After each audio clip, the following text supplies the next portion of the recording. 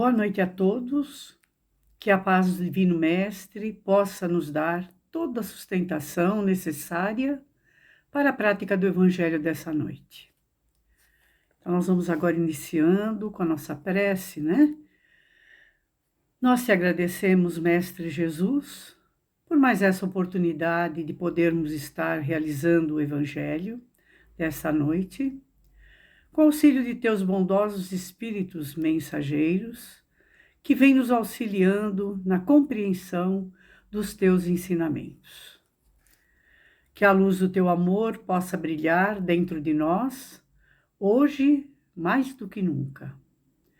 Que o amor invada nosso coração e invada também o nosso espírito. Seja conosco, Senhor, agora e sempre. Hoje nós vamos abordar um tema do livro de Divaldo Franco, Ser Consciente, pelo espírito de Joana de Ângeles, na sua sexta parte, que vai tratar sobre os condicionamentos. E pelo título do livro, Ser Consciente, nós achamos por bem que nós víssemos melhor o que significa o indivíduo ser consciente, né? Então, disse que o indivíduo ser consciente é aquele que sente, que pensa e que atua com conhecimento daquilo que faz. A consciência, ela não tem correlação da parte física, exatamente. Ela está ligada, mais relacionada com a atividade mental. E a psicologia considera que a consciência é um estado cognitivo, quer dizer, é um estado de conhecimento. Então, ser consciente muitas vezes envolve dor. E por que a gente diz que pode envolver dor, né? Porque ser consciente nos vai colocar cara a cara com as nossas luzes e com as nossas sombras. Quer dizer, com as nossas qualidades e com os nossos defeitos. E como seres humanos, nós sabemos que muitas vezes nós temos muito mais defeitos do que qualidades. Então, a gente acaba, né, sentindo dor em saber de todos os nossos defeitos. E é por isso, então, que Santo Agostinho sempre dizia ele dizia assim: conhece-te a ti mesmo. Ele achava que ser consciente era o homem que se conhecia, que conhecia ele mesmo, né? E também no tema de hoje que nós vamos abordar, que vai falar sobre o bem e o mal, Santo Agostinho costumava dizer que o mal não existe. Como assim, né? Nós podemos dizer o mal não existe? Será que o mal não existe? Tantas pessoas roubando, matando, né, praticando tanto ato ilícito. Então, como que o mal não existe? Santo Agostinho dizia o seguinte, que Deus, Criador, né, que criou todas as coisas, ele criou somente as coisas maravilhosas, magníficas, né? Então, Deus não criou o mal. Se Deus não criou o mal, ele dizia o mal, então, não existe. Ele alegava que o mal é simplesmente a ausência do bem. Então, agora nós vamos ver um pouquinho, né, sobre esse tema, que já é, então, o tema do nosso livro, um dos temas, que é o bem e o mal, né? Então, o ser humano, a vida toda, ele luta com essas dualidades, esse antagonismo, né? Essas coisas contrárias. O bem e o mal, a luz e as trevas, o corpo e a alma. Então, o homem sempre procurou saber a respeito de tudo isso, né? A diferença, por que existe um e outro, um e outro. Então, desde os tempos remotos, a religião tenta explicar essas dualidades. E a Bíblia também mostra para a gente que o bem, sempre se referindo à parte angelical, né? E o mal como se fosse uma parte demoníaco.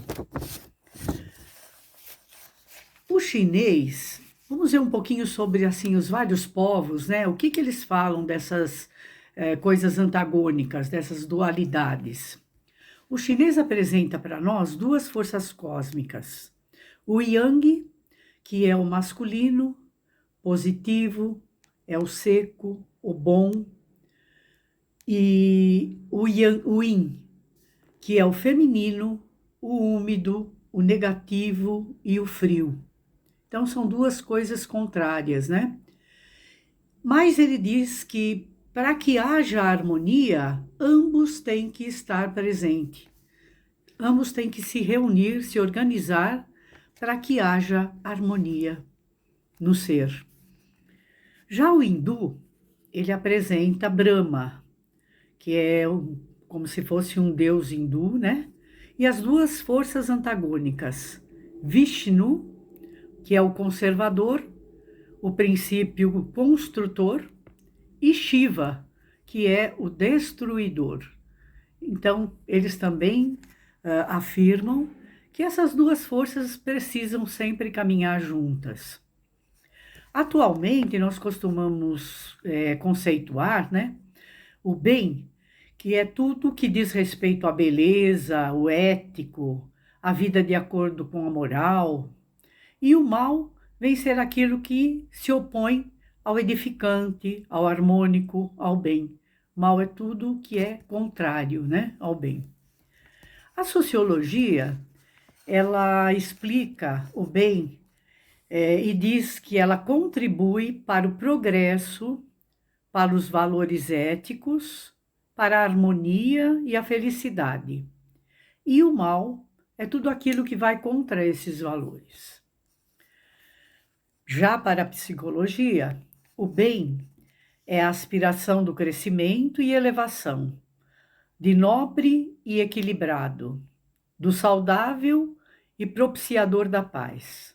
E o mal incita a violência, o grotesco, o vulgar, o ódio, a angústia, a culpa e a desordem interior. Jesus vem definir muito bem essa dualidade, né? Quando ele disse assim: não fazer a outrem o que não deseja que ele lhe faça, né? Então ele mostra como a gente deve agir, né? De acordo, praticando sempre o bem para o nosso próximo, para que ele também devolva para nós todo esse bem. A criatura humana não deve sempre trabalhar, né, no seu intelecto, na sua moral, para cultivar sempre o bem, como se o bem fosse uma dádiva de Deus. E o mal, que é transitório e temporal, deve ser liberado através da sensibilidade e consciência, eliminando situações dolorosas e inferiores. Então a gente sempre tem que trabalhar muito bem esse lado, né? Que é o lado do bem, o lado do amor, o lado da caridade, da harmonia, da felicidade, da alegria, né?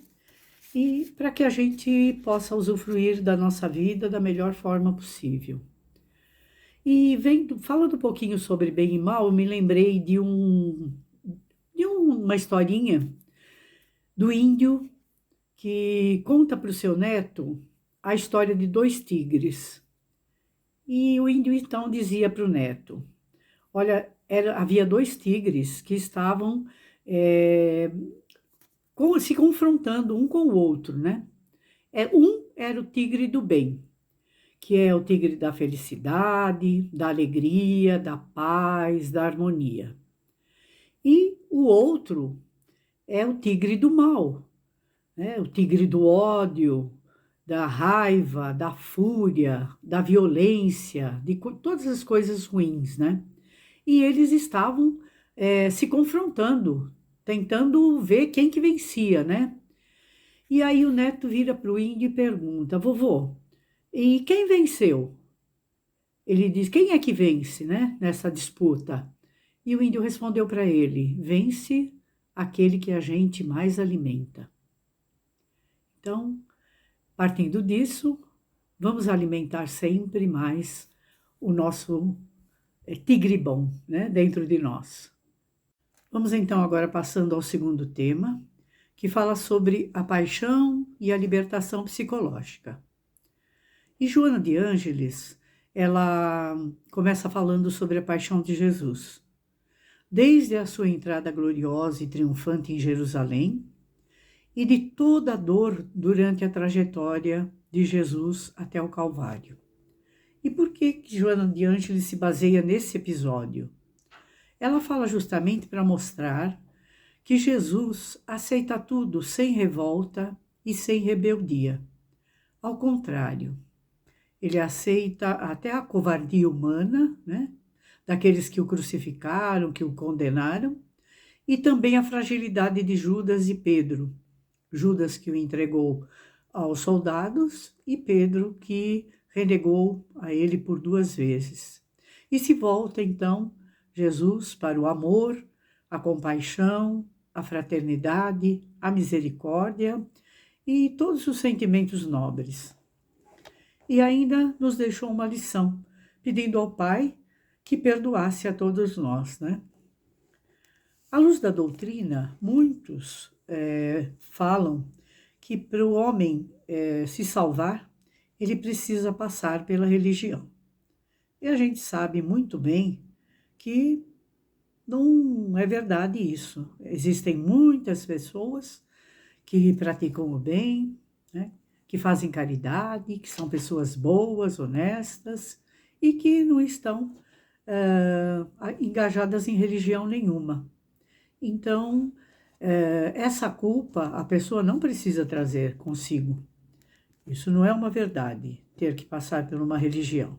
E muitos ainda usam o processo de autopunição, né, podendo ser material e psicológica. Autopunição por quê?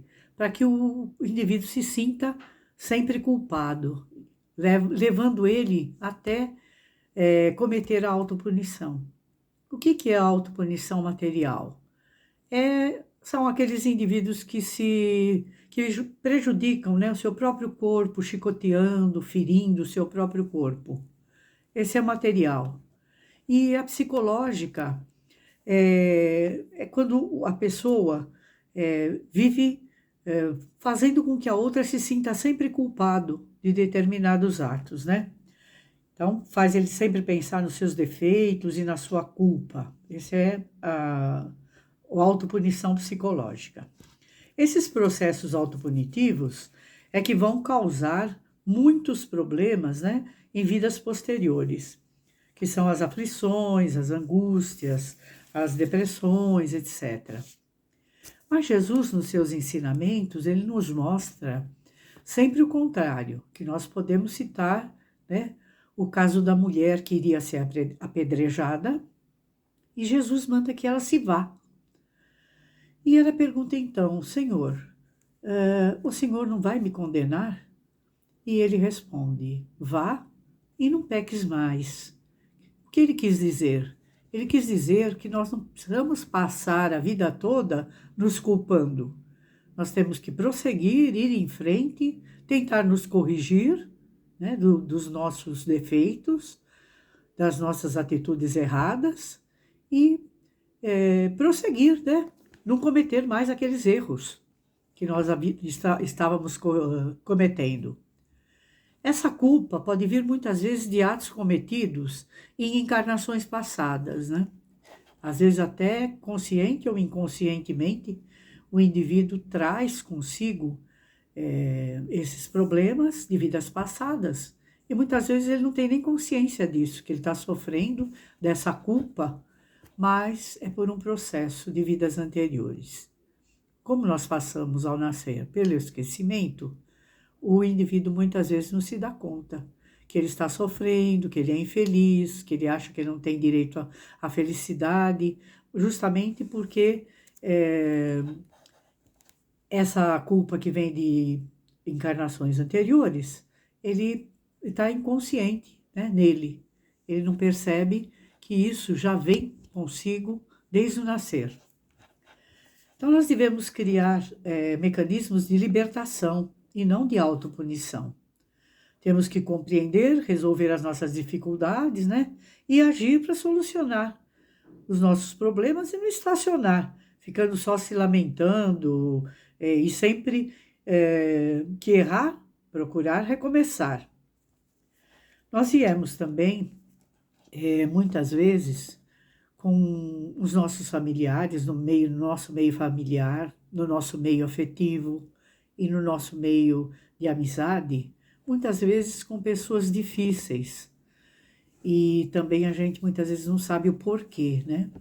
Mas tudo indica que essas pessoas vieram junto a nós, ou para que nós pudéssemos aceitá-las, né? De uma forma tranquila, né? De uma forma resignada, aceitando os seus defeitos, as suas qualidades, né? Os seus vícios, muitas vezes, e procurando, então, reparar os erros, né? Dessas pessoas, ensinando, procurando dar exemplo e tudo mais, para que elas possam aprender e suportando tudo isso com mais resignação, com paciência. Mas também, muitas vezes, essas pessoas estão junto a nós para que nós pudéssemos reconquistar essas pessoas que estão em aprendizado conosco. Olhar também sempre o nosso irmão com compreensão, com carinho, com superação e dar continuidade ao processo de libertação. Porque a pessoa com quem nós temos que conviver, ela é muito mais importante do que os defeitos e os vícios que ela carrega. Então, temos que caminhar juntamente com ela, né? Tentando nos corrigir e fazendo com que ela perceba, né, que ela está sendo aceita no meio familiar, ou no meio afetivo, ou de amizade. Então, para que a gente possa juntos superar determinados problemas que trouxemos de vidas anteriores. E também procurar na caridade o auxílio ao próximo, né? Isso também vai nos trazer uma satisfação pessoal, porque quando a gente pratica o bem, não é a outra pessoa que fica feliz, somos nós que ficamos felizes. Isso faz muito bem, é para nós, né? Então, amparar o nosso próximo, aconselhar, alimentar quando for necessário, consolar quando ele precisa de um ombro amigo, né, para que possa ser consolado, e sabendo que tudo que está fazendo tem um pouquinho do nosso coração. Então, esse pouquinho, né, esse bem que a gente faz, é justamente aquilo que vem de dentro de nós, do nosso coração, né, da nossa alma. Esse é o verdadeiro sentido da paixão que Joana de Ângeles propôs lá no começo, né?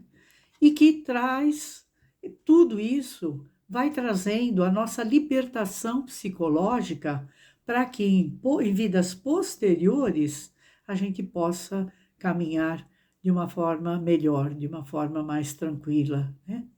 Se libertando então de todos aqueles problemas de angústia, de tristeza, de infelicidade. Então, toda a vida de Jesus foi voltada para o perdão, para o amor e para a compaixão. E ele espera que é o que a gente pratique aqui, nesse plano, né? E ele diz que o antídoto da culpa, quer dizer, o remédio para curar a nossa culpa, é sempre o perdão. Perdoar o nosso próximo, perdoar a nós mesmos, né?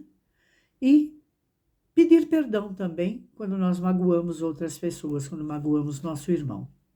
Esse é o melhor caminho para a nossa libertação psicológica. Vamos então passando agora ao terceiro item, que fala sobre enfermidades e cura. E para falar sobre esses dois temas, nós vamos então iniciar dizendo que o desgaste orgânico, o desgaste do nosso corpo físico, pode se dar de forma natural. através da passagem dos anos, o nosso corpo vai decrescendo, né? E vai chegando, né, na fase final. Porém, o ser humano ele pode ocasionar esse desgaste mais rapidamente através dos vícios, do excesso de fumo, bebidas, das drogas, excesso de comida, então, na alimentação, né? E também pode se dar por problemas emocionais, depressão, ansiedade, problemas afetivos, econômicos, que produzem desequilíbrios psíquicos da mente e da emoção. Então, esses problemas também vão trazendo consequências danosas ao nosso corpo físico. Também pode ser ocasionado por influências externas, como, por exemplo, as condições atmosféricas. Mudança muito rápida de temperatura, né? A gente vê aí as temperaturas oscilando, né, de calor para frio, frio para calor, de horas, né, em questão de horas. E isso pode também trazer problemas para o nosso organismo. E também vivendo em lugares insalubres. A gente pode citar como exemplo as pessoas que moram em comunidade. Aquelas, geralmente elas têm a rede de esgoto passando na porta das suas casas, né? Isso vai criando colônias de bactérias e micro-organismos que são agressivos e destruidores também. Outro problema de desgaste pode ser ocasionado por origem genética, quer dizer, nós já trazemos ao nascer. Vem muitas vezes, né, através dos nossos pais, dos nossos avós, da nosso meio familiar, né? Podemos trazer esses problemas de ordem genética. E ainda o ser, que como sabemos é constituído de matéria, espírito e perispírito, também sofre influência de contínuas experiências reencarnatórias. Quer dizer, muitas vezes o indivíduo a criança já nasce doente, né? Apresenta doenças, já desde tenra idade, porque ela já traz tudo isso de encarnações passadas. Na formação dos corpos, né? Isso já vem juntamente com genes e o indivíduo acaba nascendo com determinadas doenças, né? Essas ondas também, além de afetar a matéria, também pode refletir-se na parte emocional e na psíquica. Então, muitas vezes as crianças que nascem com retardo mental, com autismo, né? E outras síndromes, elas apresentam todos esses problemas porque já trazem geneticamente, né, nos seus genes, esse defeito e que vai ocasionar todas essas síndromes. Essas alterações também podem surgir através de vidas passadas, ocasionadas algumas vezes pelo suicídio, pelo homicídio, perversidade, luxúria, avareza, o ódio e outras consequências, né? Então, podem vir alterações também no nosso corpo físico através de todos esses atos que a gente pode ter cometido em encarnações anteriores. Essas provações vêm como corretivos temporários, né? E servem para recompor e reintegrar o ser, para que em próximas encarnações as pessoas já nasçam muitas vezes sem esses problemas. Então, o indivíduo passa por esse processo e o organismo vai se corrigindo, né? Vai se reintegrando, se recompondo, para que em próximas encarnações ele não tenha mais esses problemas. São as leis de causa e efeito, e que muitos chamam de karma. De acordo com a nossa conduta, né, dentro de conceitos morais, nós podemos produzir energias positivas que anulam as negativas. Então, se dependendo da nossa atitude, né, do nosso comportamento moral e tudo mais, a gente acaba produzindo energias muitas vezes positivas, né, praticando bem, caridade, etc. E que essas energias positivas acabam anulando determinadas energias negativas. E assim o ser humano pode superar antigos sofrimentos.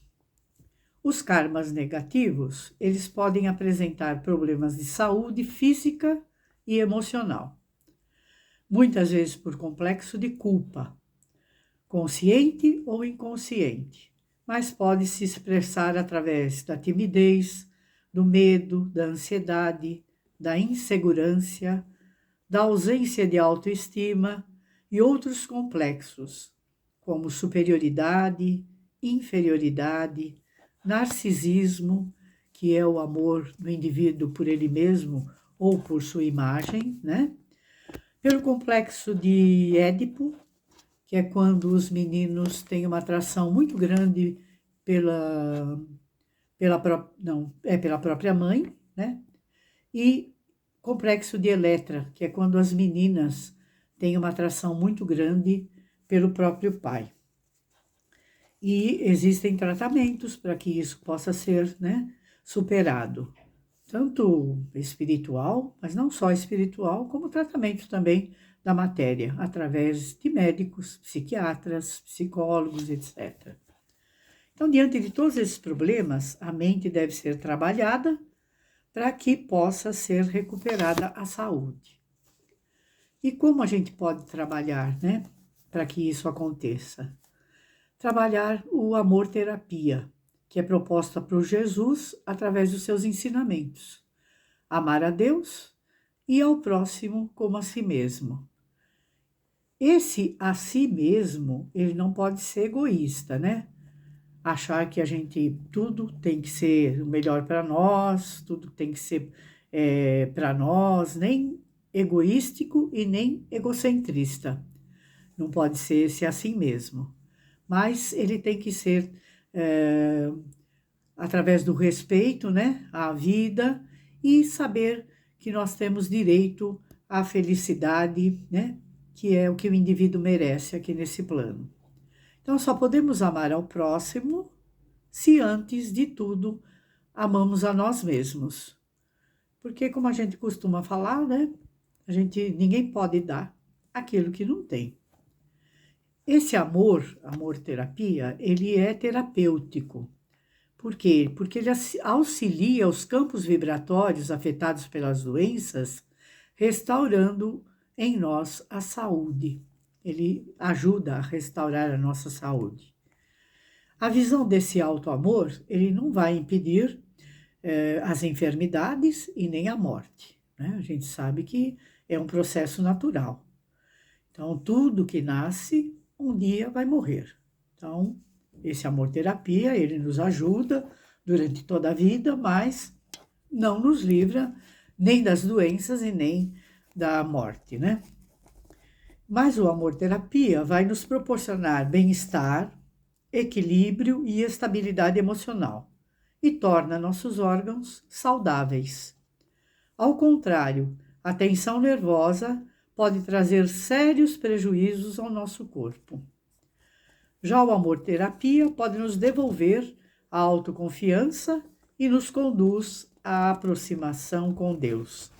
E assim, nós vamos abandonando a ansiedade, o desespero e aliviando as tensões. E assim nós vamos voltando a adquirir o equilíbrio emocional e, consequentemente, a saúde. E é porque a gente sabe que mente e corpo estão sempre interligados, né? Mesmo porque a gente costuma dizer, mente são, corpo são, né? Se a mente não estiver bem, o corpo também não estará bem.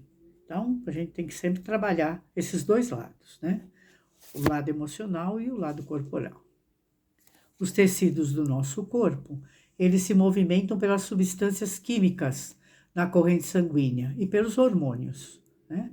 As nossas glândulas também, por exemplo, a hipófise, hipotálamo e outras glândulas, elas se regulam através das fibras nervosas que vêm com estímulos através do cérebro. Por isso é que temos que trabalhar essa parte emocional, para que o resto do nosso corpo possa funcionar bem, possa ter bom funcionamento, né?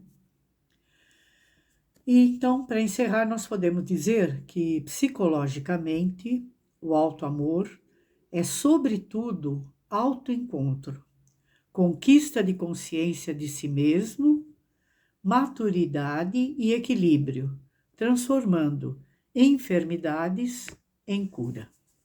Então agora nós vamos passar as nossas vibrações, né? Vamos vibrando com muito amor, rogando por nossos irmãos, paz, luz, saúde e reconforto. Vibremos pelo nosso planeta, que passa, Senhor, por momentos tão difíceis e conturbados. Vibremos por todos os países, em especial por aqueles que nesse momento estão mais necessitados. Vibremos pelo nosso país, por nossos governantes, para que eles possam governar com mais amor e justiça, né? Vibremos também pelo socorro espiritual e material do nosso país. Vamos vibrando também pelos hospitais da face da terra, as casas de saúde, onde quer que haja um leito de dor, Senhor. Que a equipe espiritual dos médicos do espaço possam levar a todos aqueles que sofrem neste momento tudo aquilo que eles necessitam para suas curas do corpo e da alma. Vibremos pelas equipes de enfermagem, as equipes médicas aqui da Terra e por todos aqueles que, de certa forma, estão à frente no atendimento de nossos irmãos necessitados. Que eles possam ter sempre um gesto amigo, uma palavra amiga, para doar a todos aqueles que deles necessitam. Vibremos pelos idosos, por aqueles que se encontram nos hospitais, nos asilos, nas casas de saúde, que eles possam receber o auxílio de todos nossos irmãozinhos espirituais neste momento. Vibremos pelas crianças do mundo todo, em especial por aquelas que se encontram nas ruas, sem um lar, sem uma família. Vibremos também pelos jovens, em especial por aqueles que estão entregues aos vícios, pedindo ao Pai que eles possam compreender o mal que estão causando aos seus corpos material e espiritual. Vibremos pelos nossos lares, visualizando Jesus neste momento, adentrando nossos lares com toda a sua equipe espiritual, trazendo suas bênçãos e derramando-as sobre todos nós. Também sua paz e sua luz, e que essa luz possa percorrer cada cantinho do nosso lar, queimando todos os miasmas e retirando tudo que estiver em desacordo. Vibremos pelos chefes de família, por aqueles que estão desempregados e por todos que passam por necessidade nesse momento. Vibremos pelos encarcerados do corpo e da alma. Vibremos por todos os nossos irmãos do lar da família cristã, que se encontram mais necessitados da assistência espiritual e fluídica dos benfeitores espirituais. E assim, vamos entregando uma vibração a toda a equipe espiritual, para que eles possam levá-la onde mais se fizer necessário.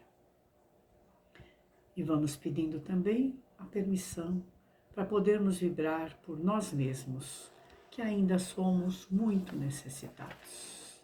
Assim seja. E vamos agora passando a nossa prece final. Vamos, Senhor, agradecendo a Deus nosso Pai, a Jesus nosso Mestre e a todos os benfeitores espirituais por tudo de bom que recebemos nesta noite e que possamos superar nossas provações e readquirir, Senhor, a confiança em vós, para seguirmos em frente com otimismo e fortalecimento material e espiritual, sendo bem melhores, bem melhores do que antes, Senhor, mais solidários, mais benevolentes, mais pacientes, mais caridosos, volvendo nossos olhos para nossos irmãos com um olhar de mais amor. Uma noite abençoada a todos com as bênçãos de Jesus. Uma boa noite.